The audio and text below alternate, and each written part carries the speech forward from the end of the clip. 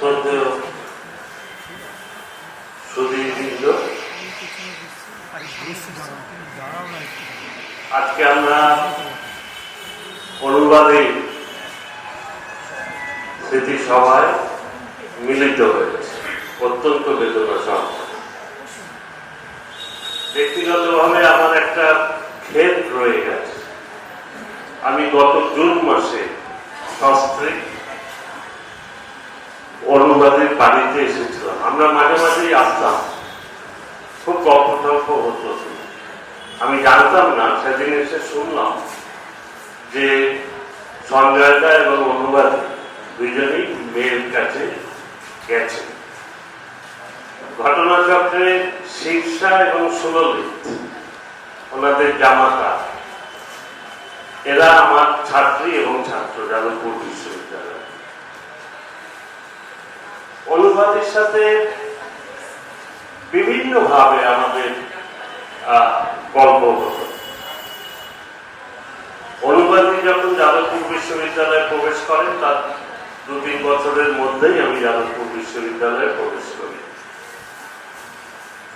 সেই সময়কার যে উত্তাল যাদবপুর বিশ্ববিদ্যালয়, তার যে অভিজ্ঞতা, তার যে লড়াই, তার যে সংগ্রাম, সেই সব ঘটনা আমরা নিজেদের মধ্যে আলোচনা করতাম। কারণ আমি তারপর থেকে একটানা যাদবপুর বিশ্ববিদ্যালয়ে কাটিয়েছি প্রায় 50 বছর। আমিও সমৃদ্ধ হতাম যে যাদবপুর বিশ্ববিদ্যালয়ের পরিচালনার ক্ষেত্রে এই যারা প্রাক্তনীরা আছেন, তাদের অভিজ্ঞতাকে কিভাবে কাজে লাগানো যায় যাদবপুর বিশ্ববিদ্যালয়কে স্বমহিমায় প্রতিষ্ঠিত করার জন্য। অনেক উপকৃত হয়েছে অনুবাদের কাছ থেকে সেই সময় লড়াই সংগ্রামের কথা শুনে। আমিও কিছুটা প্রত্যক্ষ করেছি পরে। এটা গেল একটা দিক। আরেকটা দিক, শীর্ষা বললেন যে আমিও গঙ্গাপুরী শিক্ষা সদনের ছাত্র। সেখানে অনুবাদী যখন হেডমিস্ট্রেস হয়ে গেলেন, প্রত্যেক স্কুলেই সমস্যা থাকে। গঙ্গাপুরী শিক্ষা সদন বনগাঁওতেও সমস্যা ছিল। কিভাবে কড়া হাতে সেটাকে কন্ট্রোল করেছে। প্রথম যেটা আমার ভালো লেগেছে, ওনার আমন্ত্রণে আমি 2-1টা সাংস্কৃতিক অনুষ্ঠানে গঙ্গাপুরী স্কুলে গেছিলাম বক্তৃতা করতে।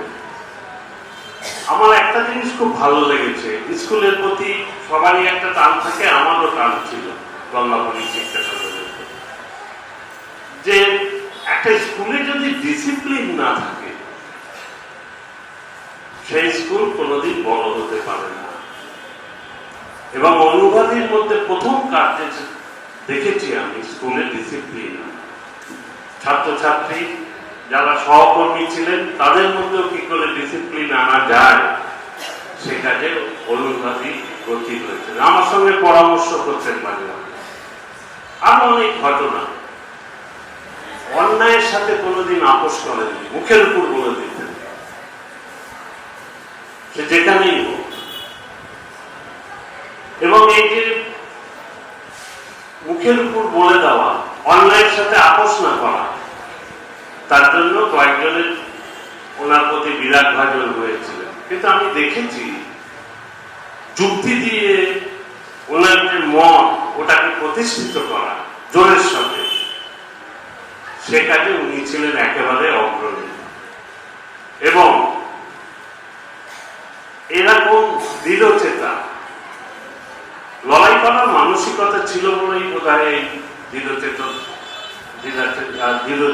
উনি ছিলেন। সেই অবস্থা থেকে দাঁড়িয়ে উনি স্কুলকে একটা জায়গায় দাঁড় করিয়েছিলেন। এমনি আমরা পারিবারিক বন্ধু, অনেকদিন এসেছি বাড়িতে। এমনিতে আমার সঙ্গে ফোনে হোক, আমার বাড়িতে স্কুল থেকে গিয়ে, আমি স্কুলের পাশেই থাকি, স্কুলে গিয়ে শিক্ষা সম্বন্ধে খোঁজ খবর নিত, কিরকম পড়াশোনা করছে, কি করছে। এর আগে আমি শিক্ষাকে কোনোদিন বলিনি, আজকে বলে দিলাম।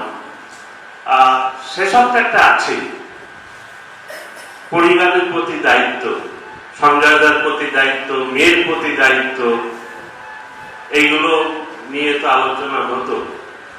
বাড়িতে আসলে আমরা সমগ্র পরিবারই আসতাম, প্রায় 7-8 জন। উনি নিজের হাতে কিছু করে খাওয়ানোর জন্য যেরকম উদ্গ্রীব ছিলেন, এবং আমাদের বাড়ির মহিলাদের সাথে ওই ঘরোয়া আলোচনা করতেন। আমি শুনতাম, পার্টিসিপেট করতাম না, যে একদম কমপ্লিট মানুষ বলতে যা বোঝায় অনুবাদী তাই, ঘরে হোক বাইরে হোক, সেখানে অনুবাদীর মতন এরকম একজন লড়াকু সংগ্রামী মানুষ পাওয়া সত্যিই দুষ্কর। আমরা সত্যি অনেক কিছু হারালাম। অনুবাদের স্মৃতির প্রতি শ্রদ্ধা জানাই, শোকসন্তপ্ত পরিবারকে সমবেদনা।